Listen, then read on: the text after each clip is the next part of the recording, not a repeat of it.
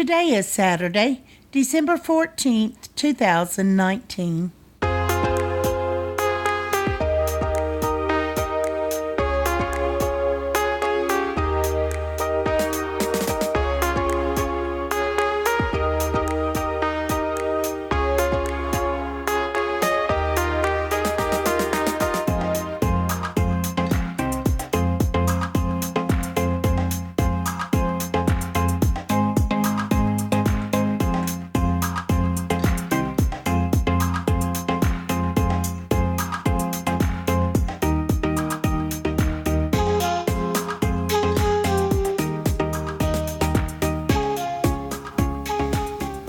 Welcome to the Survivor Fans Podcast. I'm Joanne. And I'm Stacy. And this is the listener feedback show for week 12 of Survivor Island of the Idols. Before we get into the feedback from the super fans, we need to make an announcement. The deadline for getting your final 5 recorded on the JSFL website has been changed to 4 p.m. Eastern Time, 1 p.m. Pacific Time on Wednesday, December 18th. The website will close at this time, so be sure to get your picks in before that time. That is the new deadline. Yeah, they moved the taping of the show up, and we're concerned about spoilers coming out. They try to make sure people don't have their phones with them, but inevitably people have their phones and things do leak. So, we're trying to make sure that we can account for that the way we normally do. That's why we needed to move it up. Well, we're back in a tough situation. The scab's been ripped off, and we're going to have to go through this stuff again that's been the bane of this season. But there's some good points to go along with the bad points, and we've got how many super fans weighed in this week? 20. All right, so we got 20 folks that are going to share some of their thoughts and their feelings and then their predictions for what we might can expect in the finale. Let's kick it off with Pete. Hey, Joanne and Stacy. This is Pete from Boston calling here. Wowza. Can't believe it's the finale next week, and we're going to have a final 5 going into it. So let me let out a great big woo! Now, no, because I'm sad for Elaine. She was one of my favorites, and I'm sure a lot of people had her as a USB to win, but her threat status finally caught up with her. I give her credit. Ronnie and Aaron were gunning for her episode 1, day 2 and 3, and look, she survived 35 days. Unbelievable. She battled through. She worked the social game, did great in challenges. She found idols. She played awesome. I would love to see her play again. Great job, Elaine. You were just seen as a threat. Now for that crazy Dan. Nah.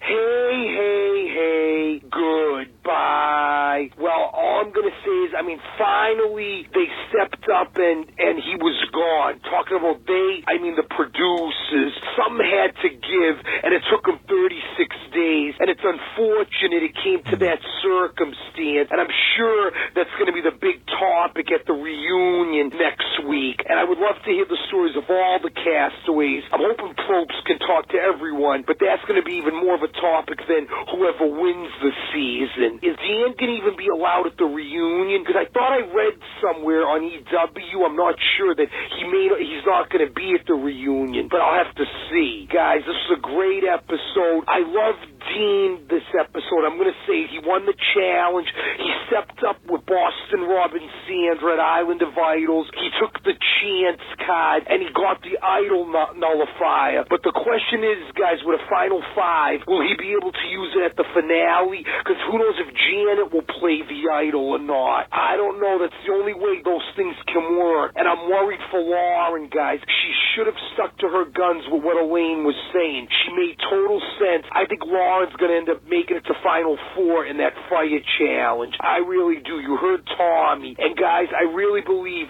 Tommy is going to win. Dean might battle him, but I think it's too late now for Dean. He didn't play the whole 9 yards. Nora, zilch squat for Nora. Can't believe she's still there. She's she's going to make Final 3 and get squat. And then Lauren has an outside chance if she's in Final 3. Janet would be my pick, but I think they'll get rid of her. So we'll see. It's a pretty good Final 5 other than Crazy Nora. And it's unfortunate what happened with the whole Dan thing. What are you going to do? But this has been a very good season, guys. I love it. A lot of blind sides and great editing this season. Can't wait, guys. See you on the finale. Take care. Woo! All right. Thanks, Pete. Yeah, I'm not expecting to see Dan at the No, reunion. not at all. Yeah, good deal. All right, next up, we got an email from Julie in Iowa. Hello, Joanne and Stacy, and to all my Survivor family. Ugh, I did not choose Elaine to go home. I had Dean going, and I had Dan safe, so just a 3-point week here. Well, it's just a 2-point week for me, Julie, so. I'm thinking I will have problems having enough safe points to get to the end. How many do I need now? 1. Well, you're 4, but... Yeah. My problem started with some of the early blindsides of people I had thought would go far in the game, so I had not used many save points on them. That's indeed how that works. You might want to take a note from my bold playbook in the future that could help you in the early game. Oh, barf. I do still have Janet as my 24-point USB. Okay, that's impressive. That could be worth something. In my own little world of JSFL. I think Nora probably has been spinning every day, and the producers finally found a reason to show it. Google Mind Valley, the 7 chakras for beginners, and you'll see a description of Nora when reading what the symptoms are when your chakras are off. I think she's into the metaphysical from different things she has said, like the blue, blue, blue to make your mind focus on blue. The other tribe members should be careful taking her to the final because she might be able to manifest votes from the jury. That would be a funny twist. That'd be quite the trick. Although, who knows? Depends on who's there with her. I'm hoping that Janet talks Tommy, Nora, and Lauren into blindsiding Dean. At Tribal, Dean will use his idol nullifier on Janet when voting, and then Janet uses her idol for Dean, so he causes himself to go home. What a wicked little twist. I'm sorry. I like it, though. That's got an edge to it. You could just see Janet's face, too, when that happened. Mm-hmm. I'm sorry to see Elaine go home. She's been fun to watch and cheer for. I'm thinking she would be the fan favorite. I'm not going to... Can't wait to hear from all the other fans about this episode and maybe some clues for the first, second, and third place winners. Julie needs help. We all need help. A lot of us do. Thanks, Julie. Next up, we got a call from Shea. Can you believe it?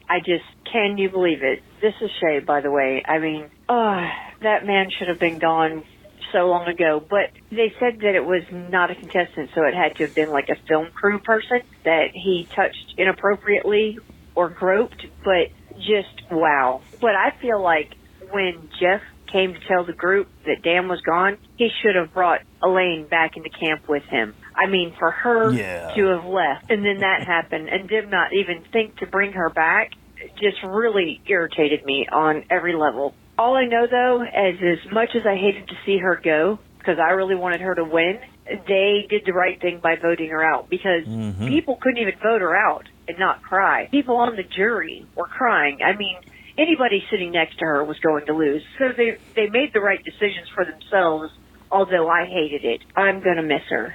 She's just a hoot. I'm still rooting for Janet, and I guess Lauren, too. I like her more than I thought, maybe because now I actually know who she is. For the longest time, I didn't know who these people were. And the whole Dean thing at the Island of the Idols, I just thought that was hilarious, that he is still counting on that thing Jamal made him, and that they couldn't tell him that that was a fake. I mean, he needs to just throw that thing away. But I also thought it was hilarious that Tommy was shocked to see that he has a thought inside his head and can actually play the game. Anyway, I don't know who's going to win now. I'm just really, I don't know, super confused and distraught about the whole end of this episode. First I was crying because Elaine left, and then mad because they didn't bring her back when Dan got booted off. I wonder how real life is going for Dan right now. I mean, he's not even going to be on the jury, so pretty sure he's probably not going to be at the reunion either. Anyway, can't wait to hear what everybody has to say and see if anybody's feeling like I'm feeling. Sad for Elaine,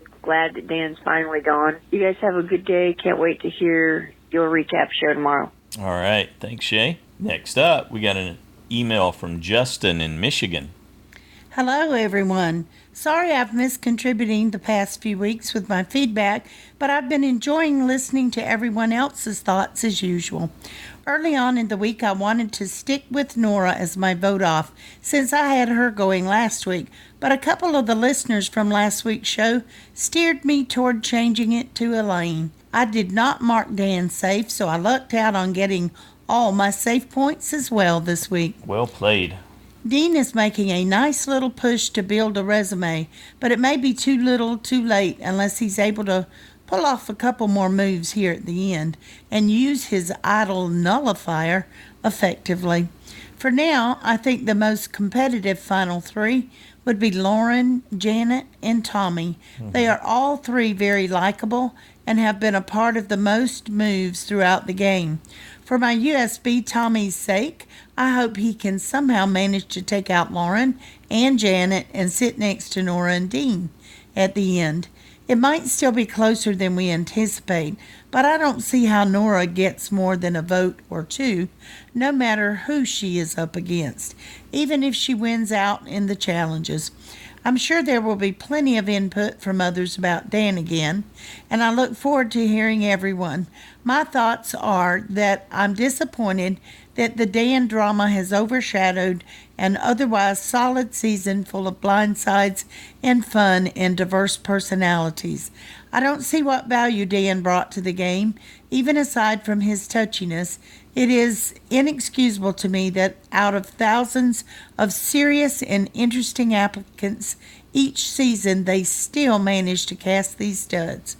Just a lot of mishandling by CBS and the producers of the show that could be detrimental to the future of the show if ratings drop or the negative media attention continues. Anyway, I'm excited to hear what everyone else thinks and to see what happens next week. All right, thanks, Justin. Up next, we have a call from Christiana. Hi, Joanne and Stacy. This is Christiana from Boston. In this episode, so everything pre-vote out, I found to really be the Tommy show. I don't know if they're trying to highlight his game more, if he is in fact the winner, which I personally do think that he is. And I'm not happy about it. I think he's very average. I don't think he has played a very strategic game, which for me personally is like what's most appealing about a player. Certainly he's likable, of course. He has good social relationships. He's a teacher, all of that. But I don't feel like he's made moves. I don't feel like he's instituted strategy that has influenced the game as much as some other people who aren't here anymore, or like to some extent Lauren, who is still in the game. Even the fact that he was mad at Nora because she was potentially going to write his name down, but at the same time you say, you're in an alliance with me, we need to vote together, I need to be able to trust you. Well, you demonstrated to her that she's at the bottom of the alliance, so if she wanted to make a move, that is her playing the game. Now obviously it all blew up in large part thanks to her, but she doesn't owe you anything. And I felt like that's what he was saying. Like, you said you would vote with us. Yeah, people say they're going to vote with you all the time, and then they don't. That's the game. I don't know, a level there. I feel like there's a level of arrogance there that I don't appreciate. But in the Island of the Idols visits, I feel like Rob and Sandra's reactions, similar to Jeff's previously on Survivor segments that I guess don't exist anymore, sort of tell you how to feel about that player. So if they like a player or they think someone is really strong, they praise that player and their decisions. And if they think a player is weak or just really like an out there person like Nora, then she gets criticized or made fun of in a confessional, and it sort of tells you how to feel about them, which I think is interesting, and I don't know if that was intended or not, but anyway, I won't be super sad to never see this concept again after next week, hopefully. And then when there was 5 more minutes left in the vote out, I definitely knew that something was going on, and I didn't see that situation coming, but of course it's really unfortunate. I can't believe that they had his kid on the show. I know, Joanne, you spoke about that in the recap episode.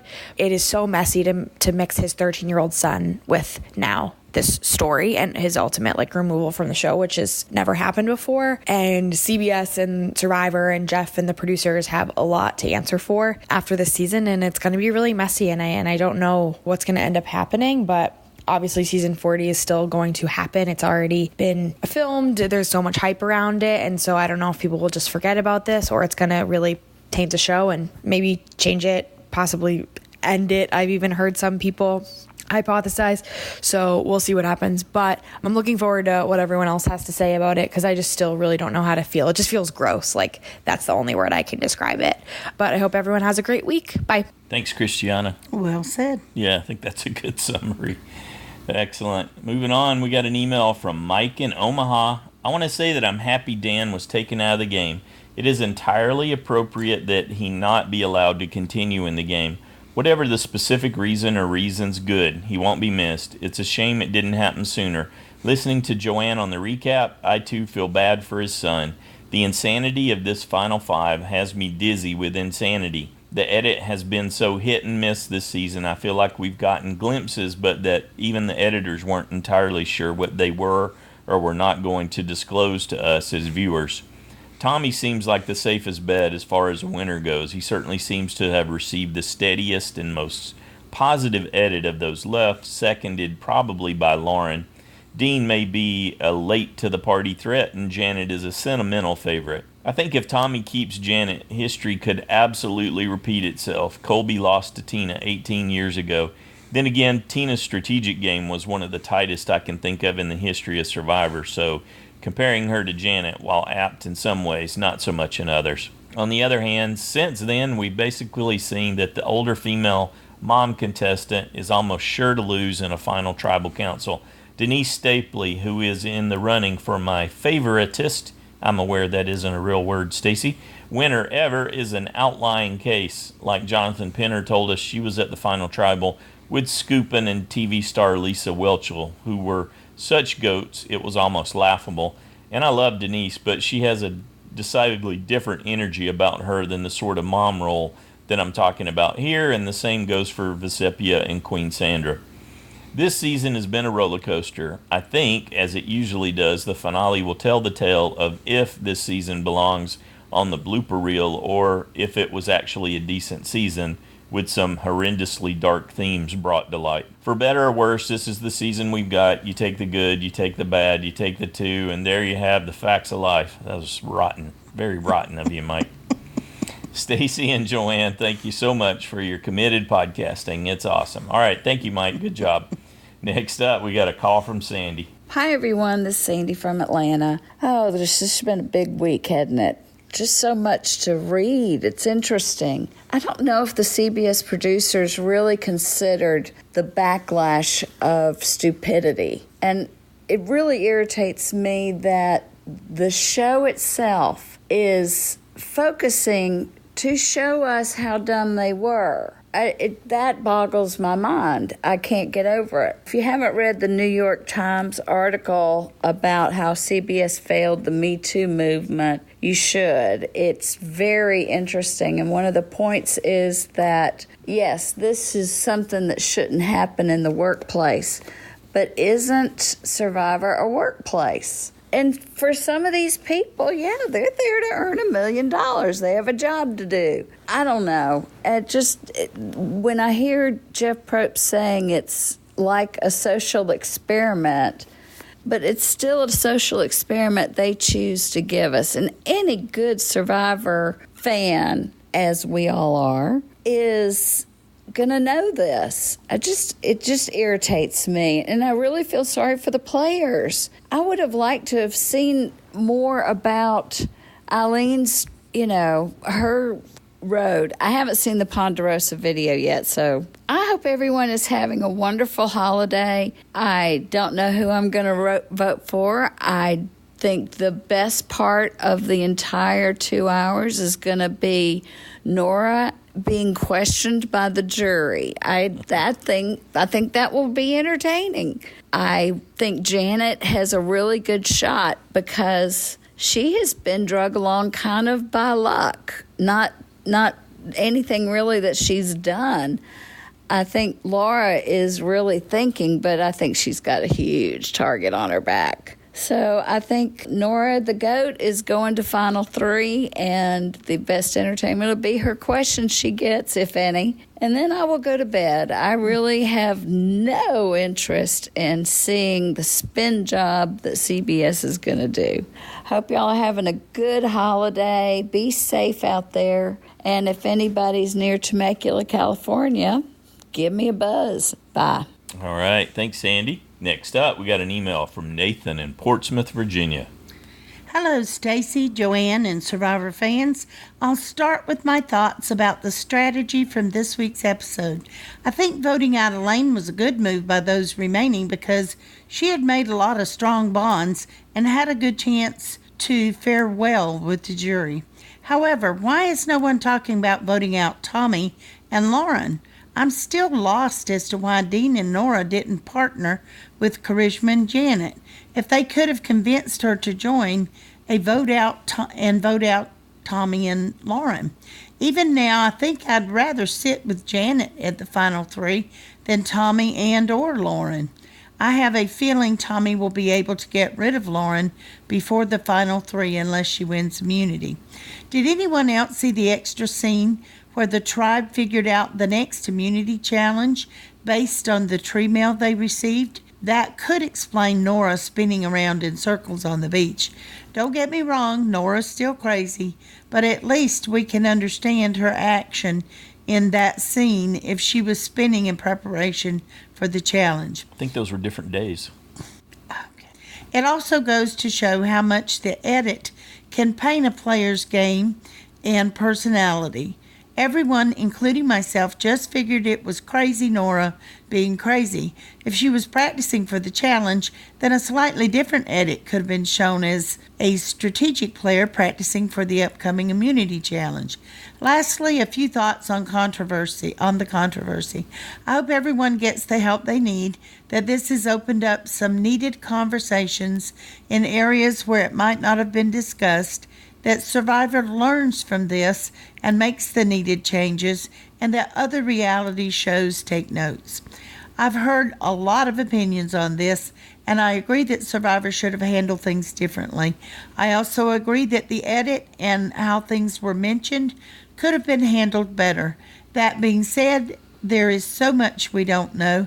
It's hard for me to critique when I have such a small amount of information about what really happened. Enough about that for me. I have Lauren leaving next, followed by Janet. This will give Tommy the win. Things have been very busy, so that's all I have for this week. I hope everyone is having a great holiday season and can enjoy, even with all that has happened, the finale. All right, thanks, Nathan.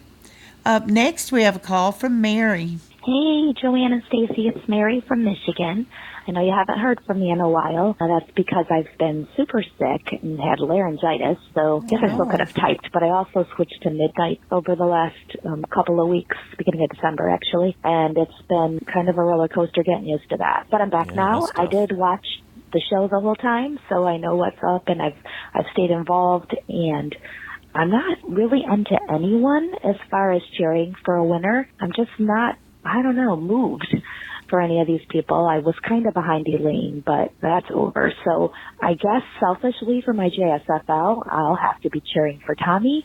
But in a weird way, I kind of want to see Dean win, which I never thought I would say. So that's weird. I think that the next episode will definitely see them go to the Island of the Idols, and I'm thinking they might do fire making. They might work with them on fire making, and I think that would be super cool if they get to see each other do it, because that may kind of change who someone decides to put in the fire making challenge. I don't know. We'll see. Janet has that idol, and I'm thinking that she might play it for someone else, which would then nullify her. So that would be kind of interesting to watch. Bummed we don't get to see that fake legacy advantage come into play again. If the price is losing Dan, I am totally okay with that. So I'm not going to talk too much about that, but man, I kind of want to know what he did. Something disgusting, clearly.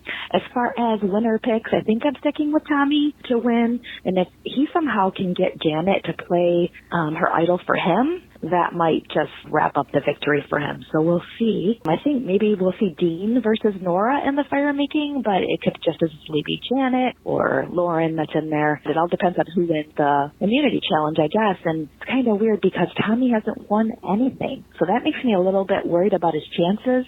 But if he's able to win this last one, and I think he might be able to really sew up the victory for himself, but I guess we'll see. I got all my points in the last 3 weeks, so that was something. Moved up in the standings, but I know this last week is the real test, and I've been playing with that order, writing it out, trying to figure out what I think is really going to happen. So I can't wait to hear from everyone else and see what they think so I can kind of take that into account. And I just want to say thank you because I was sick in bed and I was so glad to have podcasts to listen to. The recap as well as listener feedback really helped me out. So I appreciate all you guys and I hope you have a great week and we'll see what happens.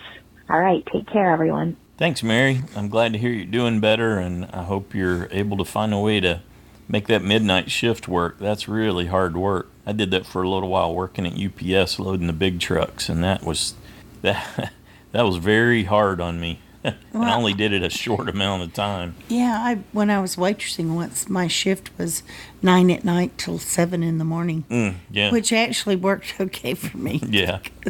Yeah, you're definitely a night owl. Person. Yeah. So, but it really wasn't as bad as I thought it would be. All right, good deal. Thanks, Mary. Next up, we got a call from Noelle-n-Immie. Hi, Survivor fans. This is Noelle. And Immie. Calling from Albuquerque. Sorry we missed you the last couple of weeks, but I keep forgetting about the deadline, and then it'll be like Saturday night, and I'm like, oh no, oops.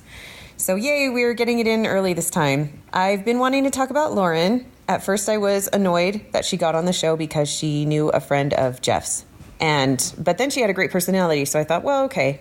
And then she threw a tantrum when Jason got voted out, and that annoyed me. And then she threw a tantrum when Krishma played an idol, and that was also annoying because I find it very annoying when grown-ups throw tantrums like they're children. But I think she's played a good game, and I'm okay with her winning, and I'm really glad that she played her idol when she did because I think it made sense for her to do that, and it sucks when people get voted out with idols. Did you have something to say about Lauren? Yes, at the part where you said she only got on the show because she knew a friend of Jeff's, but it's also because the friend thought she was worthy to be on Survivor. So what? I mean, you shouldn't get on the show because of your connections. Anyway, you should have to apply like everybody else. All right, Mom. That's true. Okay, who else did I want to talk about? I like Nora. She's grown on me. I find her funny. I find her to be a comic relief. And I think it's fine that she doesn't vote the way other people tell her to vote. It's not like they're looking out for her. Do you have anything to say about Nora? No. She's a Fruit Loop, right? That's what Elaine said? That's so funny. Sad to see Elaine go. Happy to see Dan go. I predicted this. I said a few weeks ago when we went through that brutal episode, or more than one episode, I think, and I said to myself, why did they show us this if they weren't going to remove him? And I just kept getting hung up on that. And finally, I thought maybe they still are going to remove him because obviously they edit these episodes after the season is all filmed. So they already know ahead of time who's getting removed, who's making it to the end, yada, yada, yada. And I thought they must be removing him later in the show because they wouldn't have risked a lawsuit by showing us all of this unless they're setting him up to get removed later. They're explaining why he got removed. And lo and behold, that is what happened. And I'm sure everybody is going to be thrilled. And I think that's it for me. Immie, anything else? That's also it for me. Bye. Bye. Wait, who do you think's going to get voted out next? I don't know. I have no idea either. I haven't even, honestly, that episode had so much going on that it's going to be hard for me to figure it out. I'm sad we forgot to do our picks this week. Wait, I think Lauren might because... Lauren might, yeah. She's a threat. And now they don't have Dan to vote with them, so that's really going to change the dynamics. Yeah. Too bad Elaine couldn't survive this vote because she might have made it if she could have. Yeah. All right, we're almost out of time. Everybody have a good weekend. Bye. Bye. All right, thanks, Noelle. Thanks, Immie. Good job. The other thing that I was curious about, once I saw this video clip of Lauren that's out there and her doing interviews and, being in the public eye, I thought they didn't show us any of that Lauren. They just said she's a nanny. Mm-hmm. And, but I thought there's a lot more to Lauren that makes me think that this could advance her career. Oh, right. Okay. And that would be I don't know one what you're reason referring to. I don't know that I've seen what it is that you're referring well, to. Well, there's a video of different interviews she's done out there. Interviews as what? For what? I don't know. Okay. I don't even remember, but it was just a clip I ran across somewhere and played it, and it was like, oh, so she's done interviews for a lot of different little things, and even on like a red carpet or something, and so she's been out there as an interviewer. Or the yes. interviewer. Okay, gotcha. Yes. That wasn't clear. She was doing interviews with other people. Gotcha. Okay. Yep. Sure. Well, yeah, it wouldn't be surprising that she was angling for something else. Yeah, said she was already in the public eye before she got on Survivor, so. All right. Thanks again, Noelle-n-Immie. Up next, we got an email from Slappy McGee. Hey, guys, just wanted you to know that I still love what you two do, but I think I might be done with Survivor. No. The producers have shown us that they have less scruples than both Missy and Elizabeth and have used this Dan incident to try to garner ratings, which failed, or perhaps to garner intrigue via word of mouth or social media interest, and not sure if that was successful or not. Yeah, I know that Survivor got voted one of the 10 worst shows of 2019 because of all this. I saw on one of the end of the year lists. Really? Yeah, and that TV critic that Sandi was talking about from the New York Times really laid into him for sure. But it's all very distasteful to me. This was not why I love Survivor all these years. Yes, I've watched every single season since the first one aired. I've watched every season and have never missed an episode. It makes me sad that the producers have mishandled this so terribly. Remember when Jeff said to Dan, I will never let this go, and then Jeff refused to talk about it or clarify it with the media? I guess he did let it go, because if he had not let it go, then he would be giving interview after interview to speak up about all of this. But no, they hyped this whole fiasco throughout this entire season and then cop out with a single title card saying that they have taken Dan out of the game. I was hoping they would vote Dan out like they did Missy and Elizabeth, because I didn't care for Dan. He was too smarmy and condescending for me, and I didn't like it that he was not self-aware enough to know that he was making Kelly uncomfortable with his closeness and unwanted touches. However, after they have made this a major part of this season's storyline, to simply dismiss him at the tail end of an episode is a slap in the face to us fans who've been made to watch all this particularly uncomfortable storyline unfold. No closure is just a disservice to the fans and a one-sided conversation. It feels like a complete dismissal of us who have been following this for months now. Regardless, the true victims here are the Survivor fans who have had their show hijacked, and based on the fact that we only get to see a fragment of the real story through their editing, we have no idea if it was something truly awful or something overblown or something in the middle. We're simply force-fed what the producers, editors want us to see, and that is it.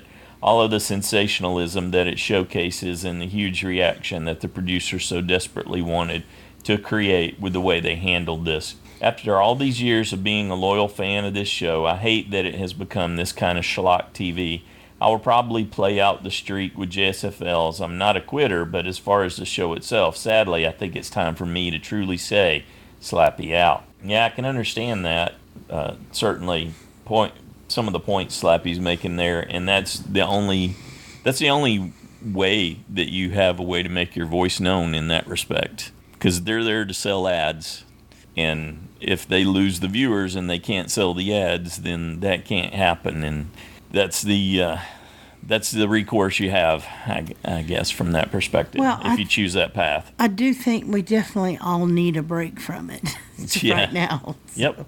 So it's good that, the finale's next week, and I do look forward to that, but I think I am looking for, let's just, watch Christmas movies or something.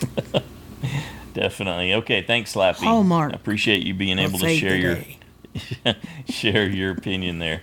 Next up, we got a call from Drew-n-Felix. I heard Felix in this one.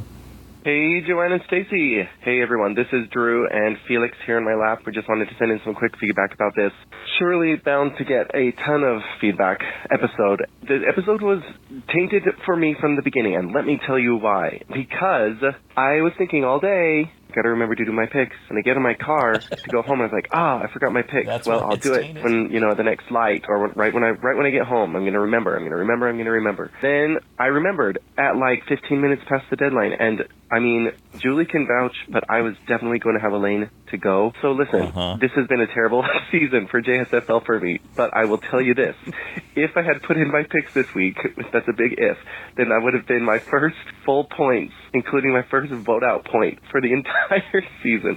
If I ended up losing by 2 points, because, of course I had Charisma safe 2 weeks in a row because my rollover picks, that's really awesome. But, if I end up losing by 2 points, then I'm just going to, in my heart of hearts, know that I have those 2 mystery vanishing points. But of course I didn't get them because I didn't. Oh yeah, see, Felix is pretty upset about it too. And I was like, well, maybe she won't. Maybe I can get a few points. But I did get a couple. But I was like, man, it was a bittersweet because I guessed, but I didn't. And I thought she put up a real fight. She always has, and so that was good. But as for the rest of what's going to happen this finale, I think that Lauren would be an okay winner, and I think that they've kind of obviously been trying to sway us back over to the Dean side of things. So I actually would be okay with a bro win. And you know what? I'm sorry, Rob. You're just jealous. I'm sorry. Haters gonna hate. That's all I'm gonna say about that. You're just jealous, bro. I think Dean is I think we've been kind of fed a little bit of a narrative about him, and maybe it's kind of turning around. But yeah, Tommy would be okay. I don't know. Janet would be fine, but I just don't see that happening either. This is the worst JSFL I've ever had, so I don't really anticipate having a really awesome final guess, but we'll see how it goes. I will say one PS about the show's PS, and it is there is something shady going on in all aspects of this. On Dan's part, on production's part, on Jeff Probst's part. I just think the whole thing is shady, and I've said a few things on the Facebook group, so if anyone's really interested, you can go check it out there, but I just think that production is not blameless. And so, anyway, it wasn't pretty, but here's hoping for a fun finale, and a great season 40. All right, thanks again, everyone. Have a great weekend. Talk to you later. Bye. All right, thanks, Drew. All right, good luck with your picks, Drew. Thanks, Felix. Good job, buddy. Next up, we got a call from David. Hey, Joanne and Stacy. It's David in Pittsburgh. And I am running late trying to get something coherent together to send you today because I won't get a chance to do it tomorrow. So here goes. First, I'm not going to get into the Dan situation. I did that before. I'm relieved that he's not going to be in the final 3. He's not going to win Survivor. He won't be at the reunion. Hopefully, CBS will be able to remedy some of this in some way after the season's over. But I know other fans will be talking more about this. What I wanted to do is talk about Dean and Janet, because I think they're two who don't have a chance of winning. Now, forget Nora. I don't think she ever had a chance of winning. But when it comes to Dean, well, as Nora said, he's on his way out, whether he knows it or not. I think that he never really made really good moves. What he did was blow up other people's moves. And when Kelly rescued him, he never returned the favor by at least giving her a heads up on the next vote that was coming her way. And he definitely blew up the vote against Tommy. And as he says, it put Nora and Elaine on the outs. So that's his way of getting in closer to the core alliance. But I just think that when he was on the island of the idols, and Rob was telling him about how to tell a story, I just think it's too late for Dean. I don't think he really has a story to tell. And as far as making a big move, maybe his big move would be to get Tommy out, but I don't think he's going to be the one to do it. As for Janet, I agree with her. Just like Elaine, she's too likable. I see her as this role of the mother figure and trying to help everyone out. Remember when she went to the Island of the Idols, she did not take the challenge, and so she didn't take a risk. And I think that that's really going to be her downfall, that she hasn't been taking a risk all along, so that when Elaine talked to her about getting out Nora, she probably was right. And again, I think the fact that she trusts Tommy the way Lauren trusts Tommy, and I think she'll remain true to him. If she wants to make a move, again, she should be trying to take Tommy out. As for Lauren, I have always had her as my winner, but in a lot of ways she's reminding me more and more of Laurel on Ghost Island, who's making plans and never making a move. So I'm looking forward to the finale, and I'll talk to you after that. Bye. Excellent. Thanks, David. Next up, we got an email from Tina in New England. Joanne and Stacy, I enjoy your show so much. First time here, goaded by the Dan issue at the end of this episode, inevitably rearing his ugly head once again. Unlike others, I could not totally fault the behavior of Missy and Liz toward Janet 2 episodes ago when they coolly used the Dan situation as gameplay. The producers did not stop the show and rescue anyone from the clutches of Dan. They remained uninvolved and let the show go on. The contestants realized this and knew that they had to deal with it. This has traditionally been what happens in the real world. No one stands up to the abuser, and the abused is left fending for herself or himself as best he or she can in the workplace, university, or wherever. People work around the abuser, both victims and witnesses. The witnesses don't want to become victims. The victims want to keep their jobs. Missy and Liz's job was to win the $1 million, and they wanted to stay on track. Kelly, too, she complained, but not too much. She tried not to let it distract her. Even Janet forgave and forgot, working with Dan as an ally once again. Originally, I thought the producers had a bold plan in mind, that they were going to, maybe for the first time ever, document this kind of behavior and its effects on a social group over an extended period. They would air it not just for ratings, but for the social betterment of society. Something historic. They had rare footage of an abuser in action, generously hanging himself with his own rope. Dan could cry that he's misunderstood or doesn't know that he's offending anyone, but there is objective evidence to let the viewers judge. Dan can easily justify his behavior, and neither can sympathizers who customarily minimize or enable it. It's all right there on film. Many seasons of Survivor have a strong social message, and it looks like they had stumbled onto an important and timely one for this season. Cold as it is to let a bad situation play out on camera, maybe it would be worth it if doing so could expose this issue. But now a crew member becomes a victim, and the producers finally react and eject Dan from the show off camera. It looks like there was no master plan. The producers retained Dan because they were just as paralyzed as anyone else when it came to dealing with him.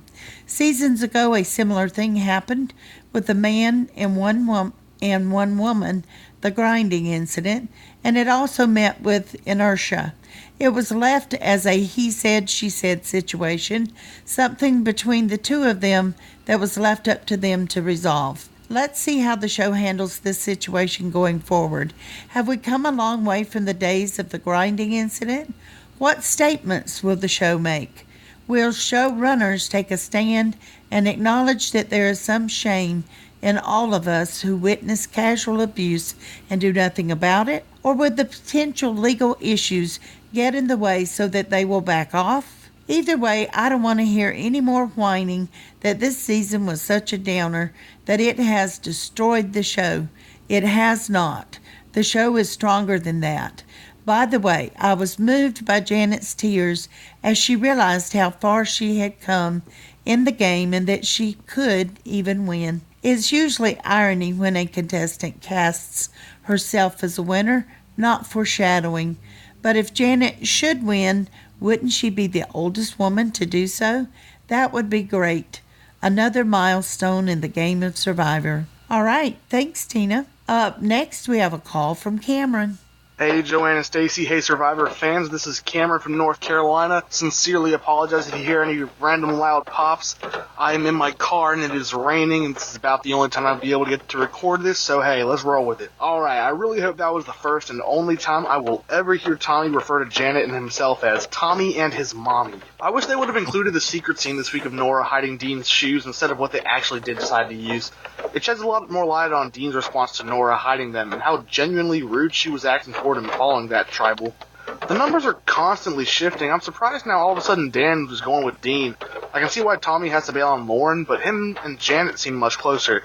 Granted, didn't matter much after the end of the episode when we see what happened to Dan. Boston Rob and Sandra, just give it up already. Jamal's been out. There's no harm in spoiling to Dean that legacy advantage is a fake. Elaine's face completely said it all at Tribal. She was not having it at all with Nora's antics. And alright, not to downplay her emotions at Tribal, but I will say that if that wasn't 100% sincere, then I honestly sort of applaud her. If you have to tug on heartstrings to stay in the game, then go right for it. And again, this isn't to say she wasn't sincerely upset, but regarding how the timing was on that, it was pretty fair, pretty solid. Joanne and Stacy, you guys are right. I absolutely think Dean has a shot at winning at this point. In my opinion, I really see him as someone like Cochran from Caramoan.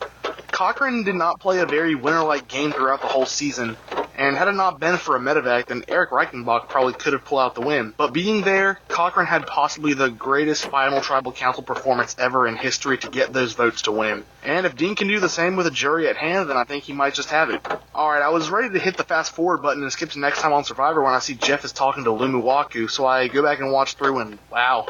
Something bad had to have happened for them to just give up and pull Dan at the final 5. I did some research, but nothing is certain, though from what I already assumed and from what TMZ put out, it had something to do with a crew member and Dan. Did this happen a while ago already? Did they know the whole time they were going to pull him, hence why Jack made it to the jury? Were they going to let him write it out, or did a report really just come out right after Elaine left? So many questions, man, but one thing that's for certain is that I'm finally understanding why they overplayed the edit with him and Kelly so hard. Because they knew that would happen, and they wanted to brace us as the audience for it. Last but not least, I can forgive Elaine for wearing that wretched Boston Red Sox hat all season after watching her Ponderosa video, where she sports a baseball cap of none other than the school I'm at right now, NC State. Go Wolfpack. Anyway, I digress. Joanne and Stacy, it's been a great season so far. Survivor Fans Podcast, it's been amazing. One more week left, and hopefully it's a good finale. I'm looking forward to it, everyone. Thanks a lot, guys. Thanks, Cameron. Yeah, the details and I guess people got the most details of anyone that we had seen, and it evidently happened after the immunity challenge on day 35, where according to what they said there, I'll track that back down and put the link in the show notes, that he grabbed a crew member's leg. He said he was slipping. It was while they were in the boat. They were getting on the boat to go. They were going to take them back. Yeah. To the island. It happened on 35 after the immunity challenge. So look at the timeline. So after immunity, and then while all these folks are getting ready to go to tribal council, and they're going to vote out Elaine, and then the next morning they come in on 36, pull him aside, and then boot him out of the game. So there was a lot going on behind the scenes, I would think, after you have to they were loading back up after the immunity challenge. Interviewing, they said one other contestant saw it too, yeah. And so they must have been interviewing people. I bet you they were on the phone to legal back in the States at the same time. And, that's a given. So the machine was running in the background after the immunity challenge for all this to happen, and then he got pulled the next morning. Because ideally it would have been better to do it before tribal council, but there's not a lot of time between when they leave a challenge typically and, when they go to tribal. So, and I'm sure they had to talk to the lady in production that was involved, and Dan and whoever else were witnesses, but they did state it was not caught on camera because they don't usually film them getting in and out of the boat and when they're doing transportation.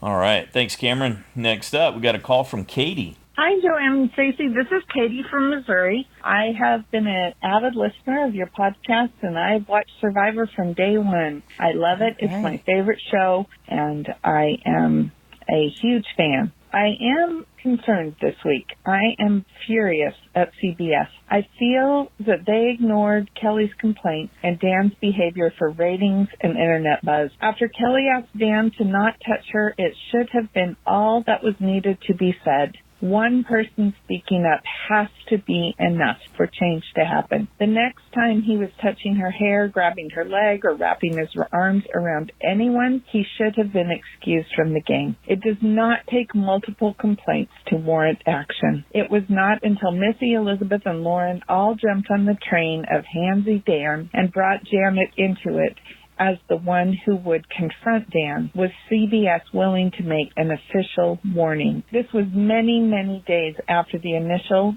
second, and third incidents, along with those that we did not see. Kelly being voted out and the girls' squad saying it was all gameplay were repulsive moves. Dan should have been voted out that night, though he should have been removed earlier. His choice exposed his son to all of this, and frankly, all of us to all of this, and the inevitable consequences of his continuing behavior, was reprehensible. CBS is ultimately to blame, and I hope they are held accountable. That said, I do love Survivor. Elaine is a player we have to see again. She was lovable, real, and so fun to watch. Her vote out broke my heart, though beating her was a near impossible task. I am certain she will be invited back. My choice for Ultimate Survivor in this train wreck of a season is Janet. In my opinion, the way this season has any redemption is that she wins. She's level-headed, decent, competitive, and strategic. She is everybody's mama and doing a great job. Janet's ability to move on from Dan's eviction shows me that she is not terribly surprised by what happened. It's her ability to understand, process, and interact with others that I hope will win her this game. Thanks so much, Joanne and Stacey, for being a happy place for me each week. I love this podcast. I love this enduring group and look forward to hearing from all my Survivor friends. Pete, Drew and Crew, Rajmi, Eliza, Kyle, Parker, Nicola and Jackson, Paul, Jody, and Jeremiah. This is Katie from Missouri. I love you all. Have a great week. Go Survivor. All right. Oh, how sweet, Katie. Yeah, thanks. We're thrilled to have you here. Next up, we got a call from Jody. Hey, Survivor family, Jody here. Just watched the episode now. So the sequencing was a bit weird. I got spoiled on Facebook that something like that Dan had gone. And so then when we got to the tribal, I was super confused that what's going on because Elaine leaves. And I was just, what is this? And sometimes, because I watch through the TV app, sometimes it'll cut the end off and I don't get to see like next on Survivor or what have you. And so then Jeff comes around and what? So wild. Very, very interesting how they've chosen to knit all this together in the edit. And speaking of the edit, Nora's spinning around in the beginning and then the game involved spinning, and I felt like we got sort of shortchanged here. Was there a Idol of the Islands visit with Nora that didn't have any impact, that was cut out, and they gave us some info anyway? I don't know. Very strange, but I felt like the edit was doing Crazy Nora a bit dirty. Yeah, anyway, just wanted to get that out before my week blows out. I'll possibly ring back, but maybe not. I just can't wait for this season to be over and done with. I don't really care who wins. Anyone from here, that's fine. It's fine. Let's just get it tucked away and put to bed. Okay, all right. Bye, guys. Thanks, Jody. I think that's a pretty strong sentiment running through things. Let's get this one tucked away. Next up, we got an email from Josh the Plush Moose from Massachusetts. Dear Joanne and Stacey, before I attempt any of my usual lighthearted nonsense, I need to be serious for a minute. I'm finally had to deal with the consequences of his actions, but the whole thing leaves a bad taste in my mouth. That it took so long for the producers to act after so much video evidence is ridiculous. That it took the victim being a crew member to get him ejected should be reason enough for any potential female cast members to think twice before entrusting their safety to this show. As a viewer, I find it annoying that the payoff of the highly featured Dan narrative is a 4-hour tape delay for the finale and a bunch of weakly worded legal mumbo-jumbo. The elephant in the room will only get bigger with this approach. A massive teachable moment has been lost, and no matter who gets crowned sole survivor, there are no winners this season. My other observations. In the season of Handsy Dan, Tommy and his mommy sounds especially creepy. Dean plays like Dr. Jekyll and Mr. Goat. Moments of strategic brilliance followed by sudden shifts to head-scratching dopiness. Thanks, Dan, Part 1. No tribal at Final 6 robs us of Dean's suicidal fake legacy vote-out. Thanks. Lucky for Dean. Thanks, Dan, Part 2. No tribal at Final 6 means that Janet's idol and Dean's nullifier must be played at Final 5. Bye-bye, Janet. Remind me to never play poker with Sandra or Rob. Their faces gave away nothing when Dean outlined his self-immolating legacy advantage plan. I like that, self-immolating. All right, he's going to burn up. Elaine almost pulled off her Jedi mind trick with Lauren and Janet. It did seem like it was close.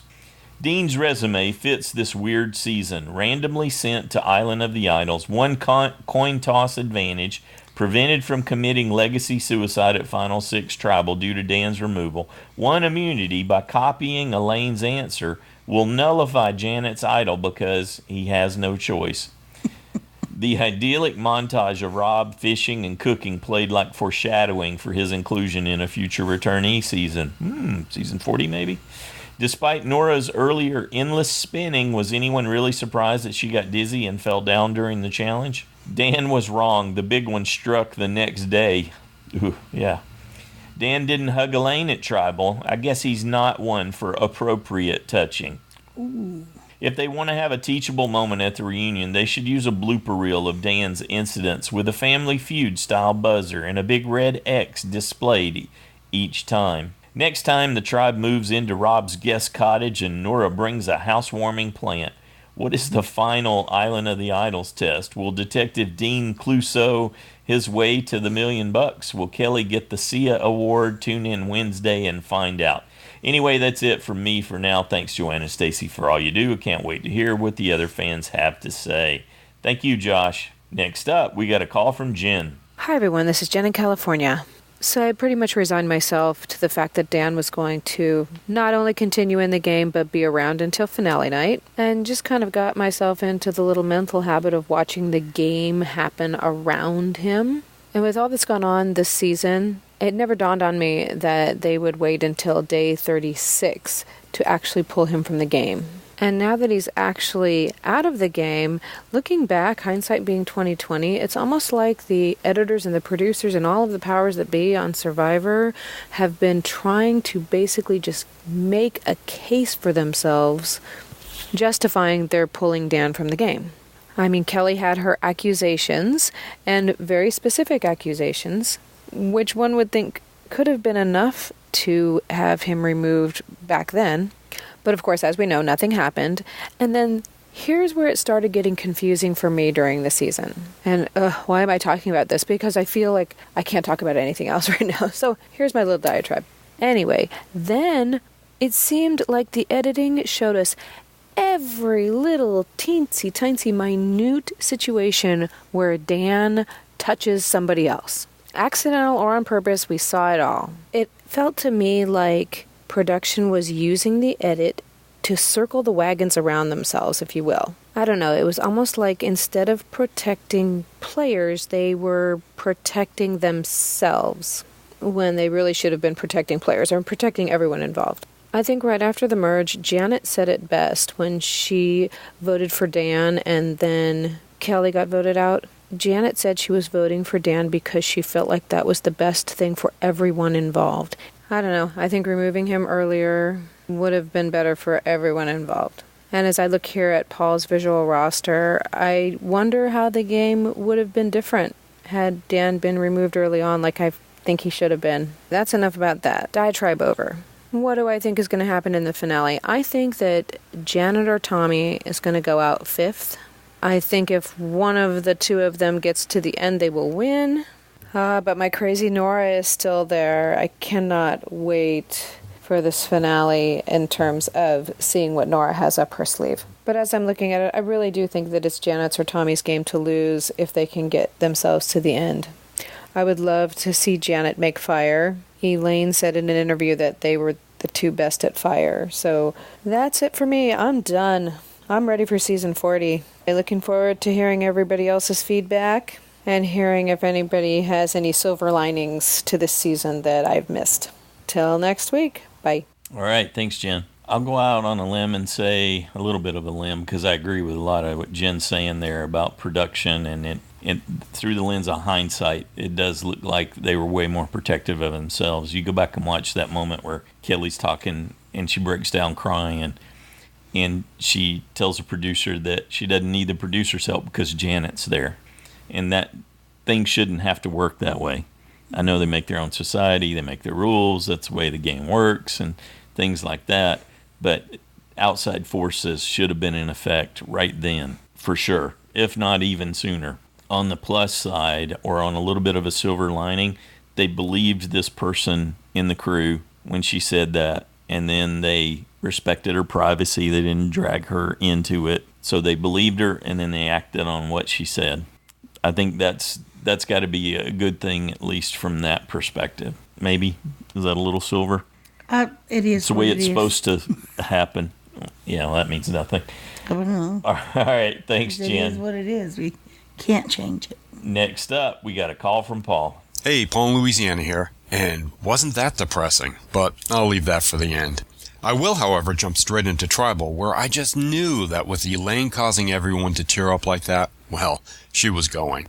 That was her swan song, and a very touching one at that, but I kept thinking that she was playing it too hard, because if the jury was as obviously affected as the way the players were, well, who the heck wants to go up against her for a win at the end?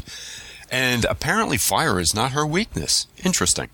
What I didn't realize was that after all my indecision about who I was going to pick to go this week, well, in the end I had picked Elaine, so I was happy when I saw my score. It was sad to see her go, though. I could easily see myself being friends with her. So in terms of the game, in my eyes, everything hinges on the impending battle between Tommy and Lauren. If Lauren exits the game, I think that Dean will last longer than if Tommy gets blindsided. Sadly, with Dan gone, Tommy and Dean have to rely on either Nora or Janet to remain in the game. This is great for Janet because she's reliable, unlike Nora, so she could very well be the swing vote. Yeah, I think Janet has a lot to fight for, and I think this next vote will be a game changer for her. I also think she has a better chance against Tommy, who's just a likable guy. But Lauren, well, she's shown some gameplay out there. You know, this game may have two goats in it, currently, but I don't think that the throats about to be cut first will belong to either goat. Janet's going to have to play hard to stay alive, even with that idol that she has, which I just realized I didn't mark on the roster. Anyway, I can't wrap my head around this yet to figure out a winner, so I'm not going to make any predictions. I just don't want a headache right now. So then, here's how I feel about the dance situation. I see that a lot of people on Reddit and other internet sites are complaining that the taped reunion show is happening to allow CBS to shape the story to their needs. But I don't think there will be much mention of it at all.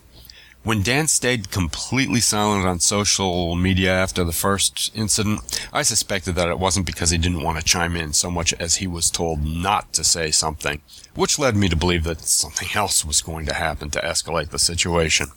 Now, we don't know what happened, but something certainly did, and the information just isn't out there. Are Dan's touches innocent or guilty? I don't know, but the way I see it, he's been warned about respecting personal boundaries, and I've watched him ignore those warnings, which leads me to believe that he just won't learn. Myself, I'm sad that we lost a player this way, which affects our remaining players' game so much, but I'm not surprised that it's ended this way. And, you know, I guess I'll just leave it at that. So, good luck, everyone. Me, I want a Lauren or Janet win, which I can see either one happening. Okay, that's it for me. Bye. Thanks, Paul. Well, you go back to that moment at Island Idols, and Sandra said, a woman's going to win this season. And Boston Rob wouldn't take the bet against her.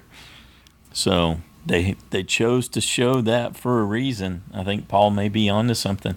These ladies could turn it around. Could see Tommy go, and then Dean. I already have so many orders written down. Yeah. Do you have any where Tommy goes fifth? Yes. How does it play out? Tommy, then Dean next. Yep, there it is. Nora, eventually on every single one, ends up in third. Yeah, well, that is the role of the GOAT. Yeah, and then I put Lauren and Janet, though it could just as well be Janet and Lauren for the win. Yeah. But that's just one of the 4 or 5 that I wrote. And I think that would be a wise choice, and for the ladies to do that now. But then I just see, why wouldn't they get Janet out first? Mm-hmm. Why wouldn't they get Lauren out first? Because she follows as a threat, just like Elaine. Yes. She said it herself. Yep. So she was basically signaling, I should really be the next one to go after Elaine. If Tommy's running the show, why wouldn't he use this one to get out that one? And he's got. That's the thing. We never shown that he was running the show. We've been shown that he was connected. We've had him tell us he was making big moves. Even though the editor showed us someone else seemed to be the one driving. Lauren was driving, or Elaine was driving, or well, here's the thing. Or Janet was the connection that pulled the hit together to make it happen. For Tommy to feel like he's got a clear shot, I think he would have to eliminate Janet and Lauren. Right. We've already heard him say that he's absolutely got to get rid of Lauren. We haven't heard him say anything about Janet. Oh, well, he should get rid of Lauren first and work with Janet to do it. And then I thought, but wait a minute. Then that would put Janet in the fire challenge at Final Four. And I don't think she's going to lose. We saw right off the bat she could make fire without the flint. So I would expect and as someone in the listener feedback show just mentioned, Elaine said that her and Janet were the 2 best at making fire. Ooh, yeah. Well, then Lauren could well win that challenge as well. I hadn't really thought about that. I just was thinking about how good. No, I don't think Lauren wins against Janet making fire. No, I don't mean against Janet. Oh, I meant that would still mean that if they went up against each other, one of them would be in the final 3. Mm-hmm. And I'm sure he's hoping to prevent that. But then we don't know who else might be good at making fire. Anyway, that was my reasoning for thinking they'd get rid of Janet first, because he wouldn't want her in the Final Four challenge. But I didn't really think about Lauren could win it too. But yep, you got 3 threats there for winning individual immunity. They've demonstrated they can win. Dean's won, Lauren's won now, and Nora's won twice. Yep. And I keep thinking Tommy's a challenge threat, but he hasn't shown us. He hasn't delivered on the win. He's gone down to like him against Aaron. Yeah. But he hasn't actually been able to deliver a win. But these are less challenging the further on we go too. So there'll be one more advantage introduced at Island of the Idols, because there's going to be some contest, some lesson, and then chance to win something for the final 5. You and I were talking earlier today that truthfully any of these 5 could win, or at least get to the final 3. Yeah, they can get there. I don't know if Nora can win. Yeah, well, maybe in Nora world she can. Yeah. But okay, the thing is that this final 2 hours, the final episodes, are going to determine, we think, someone's image. Right. Because it's like, well, we haven't seen any one person. We haven't really seen as much of Tommy's game. We haven't seen as much of this one and that one and all 5 of these, to really see them as a leader winner definitively, and to, at least in my opinion. So that you feel like, oh yeah, that was the way it was supposed to end. We're feeling they like really it was earned edited that way. Yeah. But they're going to show us something in this last 2-hour episode before the reunion. Yeah, somebody's going to go on an immunity streak win, or something's going to happen to show us them race ahead in the running. Or at Final 5, there'll be the idol nullifier that Dean has, the idol that Janet has, and then someone else, either one of them potentially two, having yet another advantage. True. That and we then have there's no individual immunity before all that gets to get played. So one of these 5 will have immunity, and there'll be the idol and then the nullifier. This is my same old dilemma every time. Yeah, it can get tossed around pretty good. We'll hope we get some sleep.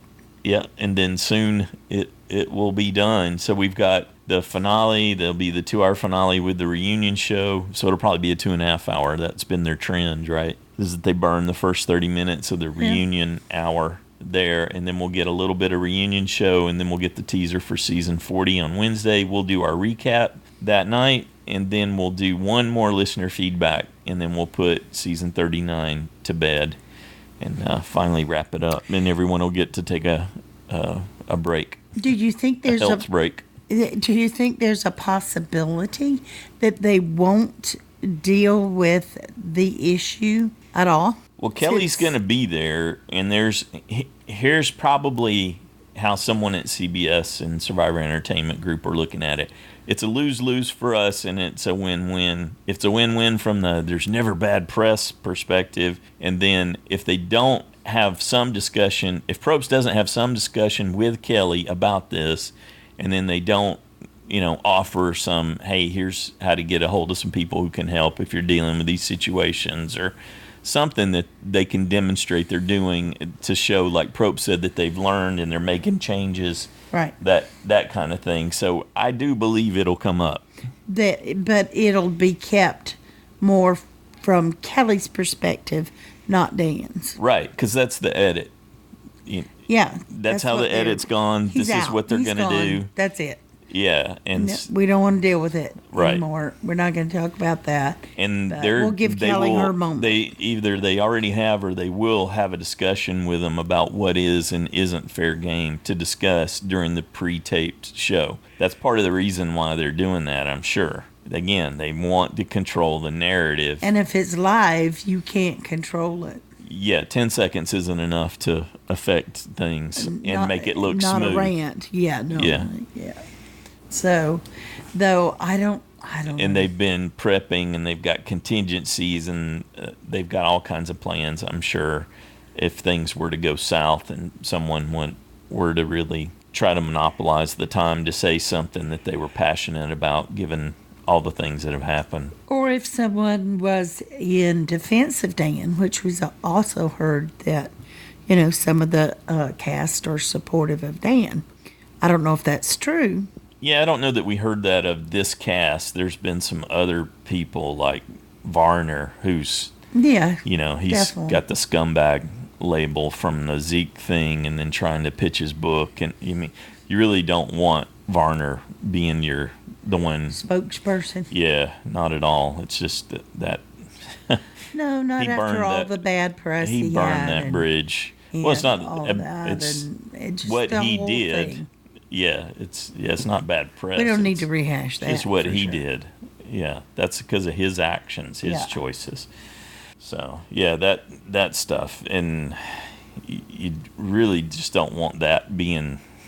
Well, and this is all just conjecture on our part of, what might happen at the finale. We don't know anything. You want to wrap it up. You don't want to leave it, a gaping wound from that perspective. Hey, I love Hallmark. Let's wrap this thing up with the bow and try to salvage. Okay. Did you want to? The good. Do you have a prediction? You're making lots of lists and things like that. Did you settle on one you thought you were probably going to lean towards? Man, no. When I was listening to Paul there, I just flashed back to what Sandra said, and I thought, oh yeah, I forgot that. Now, why did they put that in there? I know. It's Thanks, Paul. That's Queen Sandra. They're going to paint her in a positive light and her ability to perceive these things. Season. Yeah. So, are they going to pick Dean and Tommy off? I think Janet's got a shot at that point. Well, I think that's their smartest move. Mm-hmm. Absolutely. But it could still be tough between Janet and Lauren. I think Nora's position, I'll be very surprised if she's not in third, because all of the ones I've done, she's been in third. So right. I just think that's a perfect spot. At this point, they've left her in to this point, then she deserves to go as a goat. I don't know about that. I'm not going to agree with deserves to go as a goat. The thing I'll say about her is that she's got these moments of lucidity, and there's an extra video where right towards the end of it for this week, they show us that she knows, she's self-aware that she's in this space, that people think she's in Nora world. She gets all that. She knows what she's been doing, and that's the what we've never seen is someone that fits in this archetype actually deliver. Show us that they're very aware of what they're doing and how they're perceived. And they're playing it up. She does appear to possess the potential to explain it that way. Well, and if she does, she's got to, because she doesn't have the same kind of clueless vibe that you get from Dean sometimes. Yeah. Especially, I mean, other times it's like, wow, that was a really big goof, Nora, and you're not backpedaling your way out of this thing. Even the whole leaves thing felt. I thought, can she really be that clueless? That just felt strange. What are you referring to? That when she was trying to figure out the numbers, I'm thinking, is that for real? I didn't expect her to be struggling with math, given her previous profession. Yeah, No. I see what you're saying now. Yeah, that something about that felt a little off. Here's the other thing, though. It takes such a toll on you out there that you could feel like your capacity, your ability to reason clearly, especially when your emotions are ramping all over the place. And so, yeah, maybe you want to go back to that. And in that sense, a visual model is a good way to do it, I guess, if you can work through it at that point. Well, it just seemed funny, though, for sure. One of the extra clips showed, some of the people, it was raining like that day 34. It was raining and raining, and they're like, oh, we're not getting out of the shelter until it clears up and stops raining. And Nora's just out there tending the fire and doing the Nora stuff and going, hey, it's just rain. We've seen people do that before. Yeah. This is temporary. This is temporary. This is my experience of doing it. I'm just carrying on.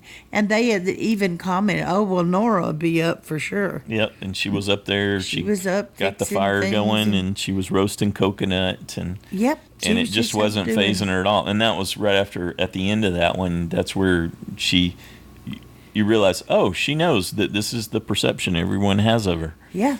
And she's it's not lost on her. Playing that up. So who knows? We could see that finally. Wouldn't that be a shock? The crazy archetype shows up at the end with a really good final tribal story. Well, you asked me, do you think she could, convince people? And I thought, I don't think so. I think it's gone on so long that I don't think they'd believe her. Right. They're going to come in with preconceptions with regards to her for sure. And it's going to be incredibly difficult to overcome. She might could sway one or two, and that could mess up the vote for someone else, whoever the other two are. The only thing is we've not seen the women pull together. Otherwise, I would say, yes, get rid of Tommy, get rid of Dean. If then anything, you guys we've have shown a bigger completely team. the opposite. Exactly. Is that they're ineffective at doing that. And I've not really... Could Sandra really be wrong? I don't know if Janet and Lauren are close at all. I really can't tell. Do you know? Do you feel like we've seen enough of them interact? No, we haven't seen a whole lot about one of them with Tommy. Or someone else, like with Elaine. Or Dean with Tommy. That's why I kept thinking Tommy would probably go to the end. Social game there, and that is usually a huge deciding factor, is the strongest with Tommy. No question. No question at all. But it always takes me back to our shock over the Parvati win over Amanda when the edit made us convinced that Amanda was winning. Right. And we were just so shocked. And you were angry because the edit showed us none of that about Parvati. It's happened many seasons where they've hidden that. That's part of the whole with Russell's first season and the Natalie White win, which seemed to be a blindside of everyone because you didn't get any insight into Natalie's game until afterwards. You meet her. Yeah, and we had an opportunity to interview and just talk to her, just casually. She's like, whoa, this woman is sharp. You saw something that was never revealed in the game because they wanted to tell this other story. So, yeah. No, I could totally see it after interacting with her. But yeah, sometimes they do us a disservice with the edit, and you don't get that hint. You don't end up thinking highly of the season if you feel blindsided by who won. So it would be this one. It's hard to see it at all, other than everything that we get about Tommy is there's a strong social game. And Elaine's exit interview on EW.com, you get that. She talks about that. And then you just look and you go, okay, well, Jack, Kelly, Jamal, Elaine, the numbers are headed that way. So one more and it's done for Tommy. You could see, an old, likewise, Janet, Lauren. I know Paul threw a little extra something in there for me, because now that's making me go, wait, but what? Sandra said a woman? And Paul didn't say that. I did. Oh. Yeah, I brought that back up, but Paul made me think of it because he was talking about the ladies getting together. I know, but dadgummit, I thought I had in my mind that I was going to just put Janet for the win because that would be more fun for me and this and that. And then I started thinking, yeah, but why would they let Janet get anywhere near the final three? She's so well liked. Come on, she's everybody's mommy. Surely they don't want her in the final three. Yeah. And why would Tommy take anybody if he has any control over, these other three people, which is what the edit has showed us. They're all close to Tommy, except for Nora. I don't know that he has control, but that he's got a connection. Nora's the only one that targets Tommy. Right. And Nora and Dean aren't getting along for sure. That's why she hides his shoes. He even asked her to go away while they're having a conversation after tribal council. Oh, yeah. So she retaliates by hiding the shoes. Although they never showed him finding them. So you had one job, extra video person, and while you gave us more background, and Cameron certainly said he liked it in his feedback today, they didn't show us the resolution. He just shows up with his shoes again later. Oh, well, yeah. Well, yeah. And Nora, to the little extra twist on that is they had put something from every person they had sent home up on their flag, and that's where she put his shoes to hide them, and up high, because she said, I'm taller than him, so I'm going to put them up here where he can't reach them. Okay, before we wrap it up, how about a JSFL update? We have 5 people tied in first right now. That's unusual. 48 USBs lost for Elaine, 2 for Dan. 104 people lost. A safe point for Elaine, 226 people for Dan. Me for both? You. Yeah, you for both. 95 people earned a vote-off point for Elaine. And for the side challengers with 52 points, tied in first, Justin and Randy. With 50 points, Jonathan. 48, Slappy and Stacy. 47, Cold Mike, Jay Kindred and Rebecca. With 46 points, Brandon, Carl, and Jeremiah. With 45, Carolyn, Jack, and Parker. With 42, Drew and James and Shannon. And with 41, Chris. Got one person in the bottom now, huh? That would be accurate. All right, Chris, you got a lot of work to do. And you're just happy it's not you. Yeah, thrilled. As are many other folks, I'm sure. Because you lost last year, didn't you? Or no? Not last season, no. Season before last. Well, this time last year. Last year, yes. Yeah. But yep, that's correct. I should clarify that. Well, and it's not over. That's Here we go. right. Lots of points at stake in getting that final 5 order correct. So good luck. Choose well. We want to thank everyone who took the time to send in your thoughts and predictions this week. Thank you for that. Thanks for sharing your perspective on the season as a whole and all these events, even the ones that are painful to consider and think through. And we love this show, and we don't like to see it be messed up the way this has been messed up this season. And we're all working through that and trying to find, like Jen said, some silver linings, and hopefully we'll get some interesting gameplay in the finale and get a different take on things, and then yes, it too will be over. Yeah. Well, I'm still interested and excited to see how it plays out and what happens, and just move on. So I am still looking forward to the finale. But if you play in JSFL again, do not forget to get your final 5 order in before the deadline of 4 o'clock Eastern Time, 1 p.m. Pacific Time on Wednesday. So good luck, everybody. Let's have a great finale.